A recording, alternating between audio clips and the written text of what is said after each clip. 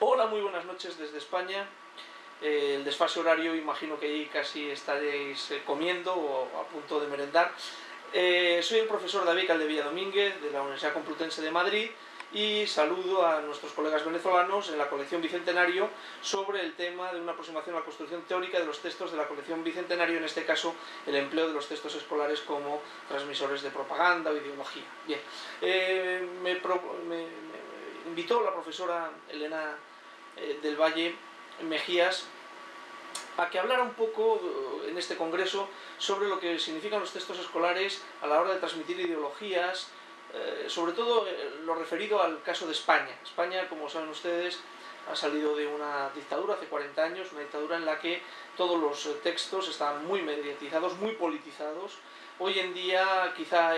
hay una cierta segunda forma de hacer esas cosas no tan claras, en las que se da una serie de valores, lo que se llamaría la superestructura, en términos genéricos, sobre la bondad siempre del gobierno, la bondad de las cosas que se hacen siempre por el pueblo y pensando en él, aunque en la vida real sabemos que, bueno, que hay poderes que están muy por encima de todas esas cosas. Aquí en España lo estamos viendo últimamente a la hora de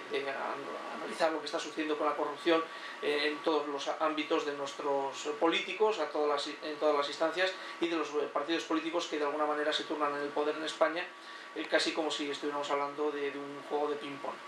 Bien, en este caso los textos escolares lógicamente es la parte más importante porque es la cadena más, el eslabón de la cadena más débil, ¿no? Estamos hablando en este caso de que los niños, cuando están siendo formados ideológicamente, se les forma, como digo siempre, desde un punto de vista proselitista. Proselitismo significa generar adeptos, gente que piense lo que quieres que piensen, tus acólitos, la gente que te va a seguir, y que lo piensen de una manera incontestable, es decir, no haya una gran capacidad de crítica, porque el criticismo está muy reñido siempre con las grandes masas, es decir, siempre que haya una asociación de personas o de ideologías en un sentido o en otro, siempre va a haber disidencias. Hay disidencias que son muy positivas en el sentido de que hacen evolucionar esa ideología o esa forma de ver las cosas, incluyendo las religiones, y por otra parte también encontramos disidentes que lo que hacen es generar tensiones tan grandes, tan centrífugas, que generan roturas de esos grupos, ¿no? Hubo un teórico, en este caso estadounidense de origen ruso, llamado Piotr Sorokin, profesor, creo recordar que de la Universidad de Harvard o de Yale, una de las dos, que hablaba mucho sobre la constitución, creación, mantenimiento y luego ruptura de los grupos. En este caso, los textos escolares serían grandes herramientas de creación de esos grupos. Unas creaciones, como digo, que se establecen en el cerebro de los niños desde su más tierna infancia, aceptando como buenos ciertos valores, normalmente políticos y religiosos, para que se puedan sentir unidos a conceptos mayores de grupo, desde el punto de vista, digamos, simplemente geográfico. Hablaríamos de su ciudad, su región o su país, e incluso de su continente, y más tarde, pues incluso podría ser el concepto de pertenencia a una raza que ya saben ustedes que ha hecho tanto daño ese concepto a la historia de la humanidad. Bien, todos estos empleos políticos, empleos torticeros, la mayoría de las veces, se derivan de que dijo Churchill, y dijo con gran razón, premio Nobel en el año 53 de literatura, fíjense, un político de su talla, al final obtuvo el premio Nobel de literatura por una serie de relatos que hizo de la guerra de Cuba y la guerra de los Boers, en las que estuvo presente. Él decía que la historia me absolverá porque yo me encargaré de escribirla. Y yo creo que ese es muestra el pragmatismo sajón, heredado hoy por los Estados Unidos, en el que se nos está indicando claramente que solamente quien escribe esa historia es capaz de decirnos qué fue lo bueno, qué fue lo malo, y de hecho, partiendo de esa base, generar el trampolín que sirva para que saltemos al futuro con esas creencias ya como un impedimenta de los soldados romanos a nuestra espalda, de la que es difícilmente sustraíble el sujeto como individuo. Piensen que en la psicosociología de masas se habla siempre de que la masa no es inteligente, en cambio el individuo sí puede llegar a serlo. En este caso los textos escolares lo que hacen es ir formando esa superestructura, como diría Marx, ese concepto del bien y del mal que tanto va a influir en nuestra vida posterior. En este caso, en España, lo comento tal como me pidió la profesora del Valle, podríamos hablar claramente de una situación en la época de la historia de Franco, a partir de una guerra civil muy traumática. De hecho hay algunos antiguos niños de la guerra que viven en su país, en Venezuela, porque saben que se produjo una diáspora. En España se calcula que hubo 500.000 de muertos y 1.000.000 de exiliados. Piensen que 1.000.000 de exiliados para un país de aquella que tenía en torno a unos 30 millones de habitantes es un porcentaje bastante amplio. Bien, como digo, en los textos se justificaba esa guerra civil, se decía que todo había sido por el bien, no fue más que un golpe de Estado, lo que pasa es que fue un golpe de Estado por el ejército, y se justifica como que fue por el bien del pueblo, porque la nación estaba pasando por un momento muy delicado, porque las hordas bolcheviques que estaban apoyando al gobierno, un gobierno que, por cierto, curiosamente sale en las urnas en febrero del año 36 y que nunca llegó a gobernar. Por tanto, fíjense hasta qué punto se puede llegar a manipular la historia. Bien, pues como digo, esos libros de texto se dedicaron a meter en la cabeza de los niños españoles durante varias generaciones esos conceptos que se basan también en una unidad de un tipo de patria, un tipo de forma de entender la vida, muy en línea con la Iglesia Católica, porque España se declaraba un país confesional. Es decir, de hecho, por ejemplo, en España las bodas por lo civil no existían. No es que no existieran, había que, si te habían bautizado, hacer apostasía de fe, y si eras extranjero y tu religión natural no era la católica, sí podías casarte por lo civil, pero con unos problemas muy graves. Es decir, tenías que preparar un papeleo muy dificultoso, y al final pues sí se podía conseguir, pero sobre todo para gente extranjera que tenía, sobre todo sajones que tenían otra fórmula de vida o otra religión, básicamente protestantes, son cristianos igual que los católicos. Bien, por eso los textos infantiles siempre han sido muy proclives a transmitir ideología. Hay gente que piensa que Walt Disney es el gran creador, el gran muñidor de la ideología de Occidente, porque a través de sus cuentos, de sus películas, léase desde clásicos inmortales ya como La Bella y la Bestia, que es un cuento francés, un cuento de Madame de Prince de Beaumont, hasta Aladín, por decir uno de sus últimos éxitos, o El Rey León, que además ha pasado a musical, como les decía, ha generado una forma de entender la vida y el mundo que va martillando constantemente en la mentalidad de los niños para aceptar como buenas una serie de mentalidades, una serie de formas de actuar, de hacer, que son muy, digamos, adecuadas a lo que llaman los sajones la forma de vida estadounidense, ¿no? Bien, en el caso, como digo, que nos ocupa en España, se ha pasado ahora a la ley del diapasón. Dicen que los países latinos estamos condenados a ser como un diapasón, como si fuéramos el diapasón de un péndulo, ¿no? O pasamos hoy en día de lo blanco al día siguiente perfectamente a lo negro sin solución de continuidad, ¿no? En este caso, ahora mismo los textos escolares en España, hay algunos de algunas autonomías. España está dividida en 17 autonomías, ahora mismo son como gobiernos locales, provinciales, que dirían ustedes allí, o quizás regionales. Como les decía, en este caso se está creando una segunda historia, muchas veces reconstruida a partir de mitos de generación de nacionalismos, como, no sé, como la generación de banderas aquí en España, en la que se mitifica una gestación histórica en la Edad Media, en la que unos héroes luchaban contra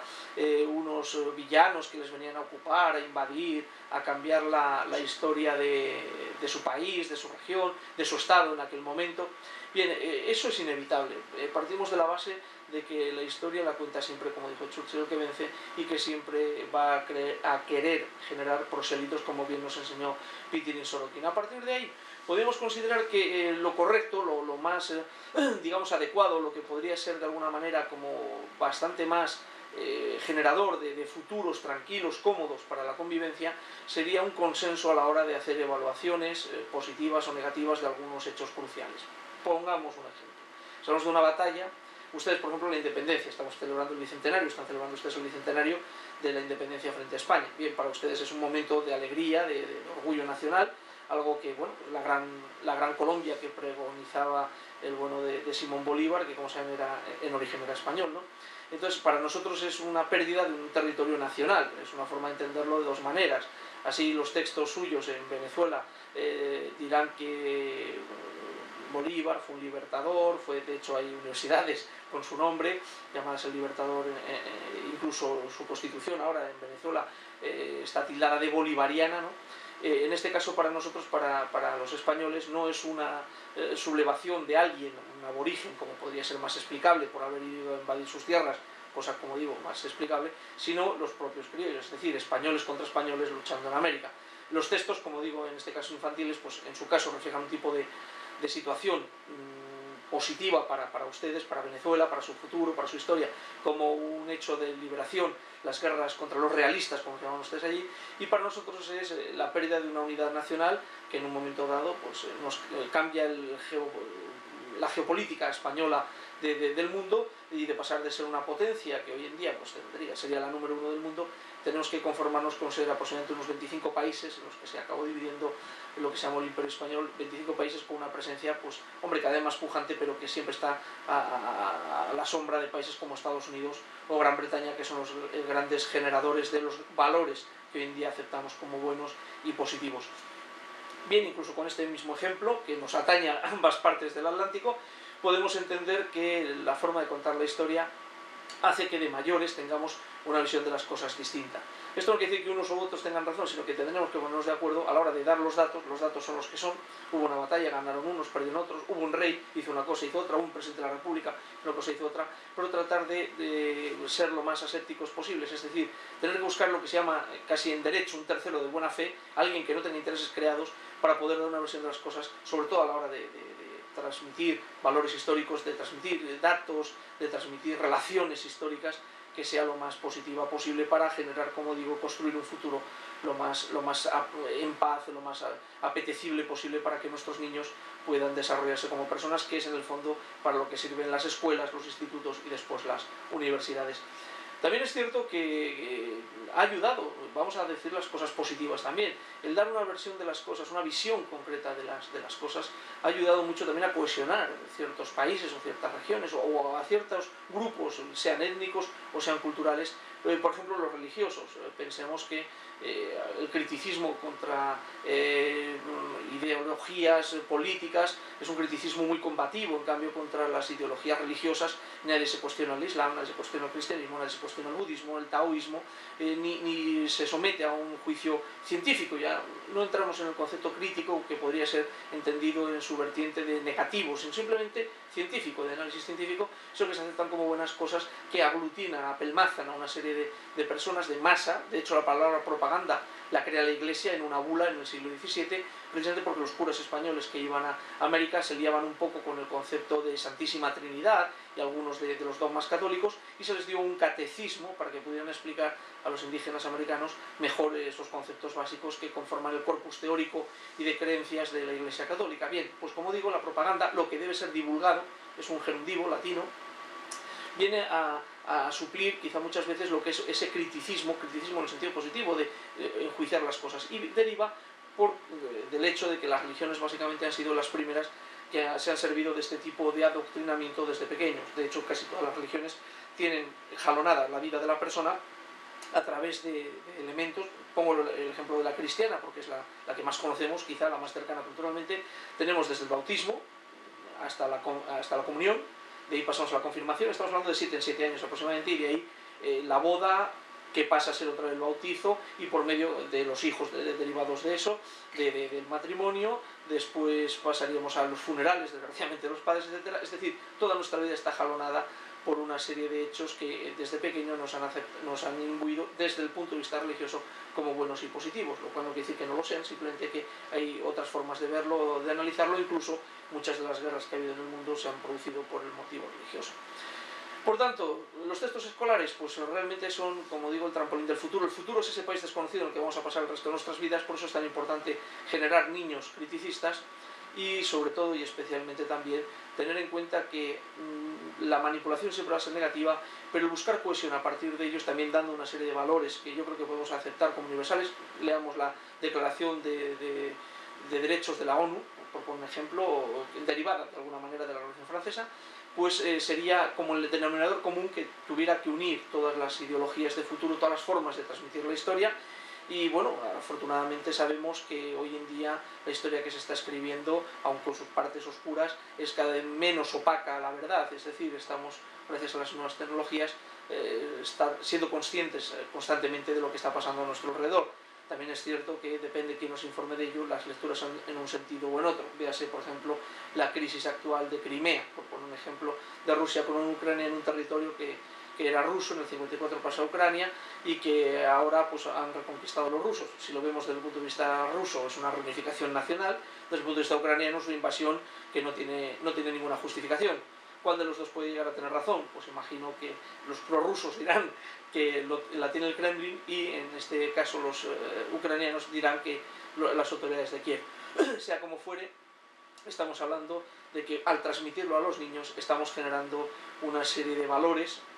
activa o pasivamente, latentes o patentes, que tendríamos que, los adultos, que para eso estamos, tendríamos que tener muy en cuenta, porque podríamos comprometer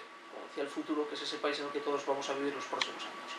Pues con esto creo que nada más. Lo único, despedirme de todos ustedes, de vosotros, allí en la pequeña Venecia, Venezuela, saludaros y espero volver a contribuir en vuestros congresos, igual que la profesora y algunos más profesores de allí, la profesora Elena del Valle suele hacer con los nuestros aquí en España. Un saludo y gracias.